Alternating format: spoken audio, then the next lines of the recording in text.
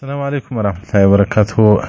یو محترم ورور پوښتنه کړې وه چې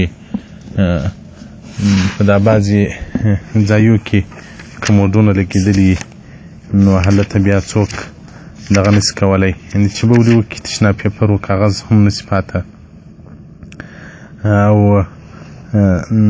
د لوټ او شی هم نه وي. نو په اوبو سره استنجا څنګه ده چې سړی ووایي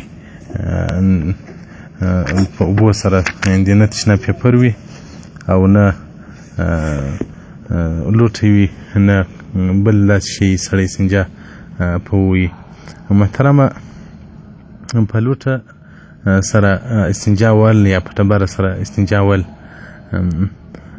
دا لازم نه ده، یعنې دی نه ده لازم چې اوبه یي نو بیا نه ده لازم چې سړی په لوټ خامخا استنجا ووایي او یا په ډبره باندې استنجا ووایي. دلته اصل کې په استنجا کې استبراء شرط. یو سړی چې استنجا ووایي، بعضې خلک دی چې دستي سړی چې بولې وکړي، بعضې خلک دی چې دستي استنجا په اوبو پسې ووایي. نو هلته که د ده عادت یې جوړ شوی چې شی نه راوځي، یعنې د سپکو بولو ځای څخه ته شی نه راوځي، نو بیا ده ته روا ده چې دستي په اوبو استنجا ووایي، لکه په دا اوس کموډو کې.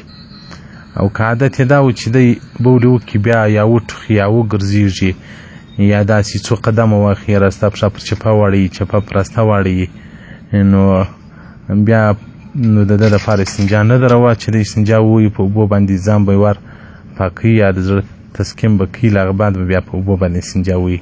نو دا د خلکو تر عادت پورې تعلق ته. بعضې خلک دی چې هغه استنجا ووایي باره بیا دستي په ده په د بولو په ځای کې څاڅکي شی نه وي پاته، دستي استنجا پسې ووایي په اوبو، دا څه مشکل نه لري. او که د چا عادت دی چې د بولو وروسته هم بیا دی چې ګرځېدلی نه وي، ټوخی یې نه وي کړی، ولاړ شوی نه وي او داسې نه و چې د هغه د حق کې نو بیا اودس وچېدل لازم دي. که تشناب کاغذ نه وي، دغسې دي په یو نوع د طریقو څخه د خپل د ځان پاکي وکړي، یعنې دی وکړي چې څاڅکي راوځي، له هغه بعد بیا په اوبو باندې استنجا ووایي.